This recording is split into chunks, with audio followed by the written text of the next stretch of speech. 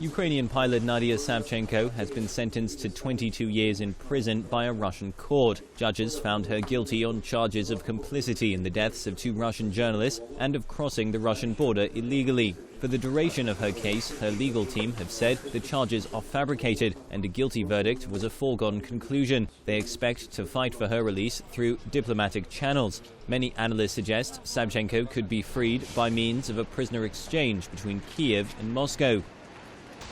The 34-year-old's case dates back to June 17, 2014.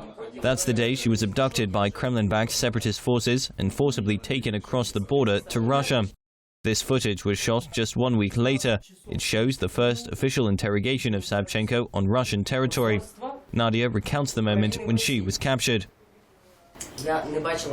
I didn't see a checkpoint, just some blown-up equipment at first. Then I saw where the ambush had taken place. They threw a sack over me. They probably took me through a checkpoint, but I didn't see anything.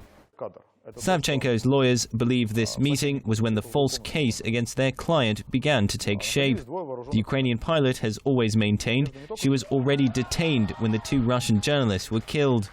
Savchenko was later taken to Moscow, where she was held in pre-trial detention for more than a year. In that time, she was appointed to Ukraine's delegation to the Parliamentary Assembly of the Council of Europe. That move, in theory, granted her immunity from prosecution and should have led to her release. In August 2015, it was decided the pilot's case would be heard in Russia's Rostov region, not in Moscow. Savchenko's lawyers say the choice of a remote location was an attempt by the Kremlin to deter observers and journalists from court hearings. 1 month later, proceedings began. Savchenko set the tone for all her future court appearances. From her glass enclosure, she denounced the trial as a sham and accused Russia of being hypocritical and two-faced.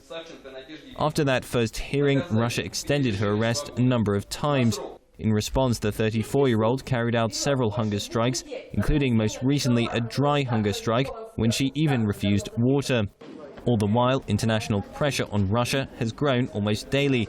Savchenko's plight has been highlighted by rallies and protests across Europe and North America, with EU and US officials leading calls for her release.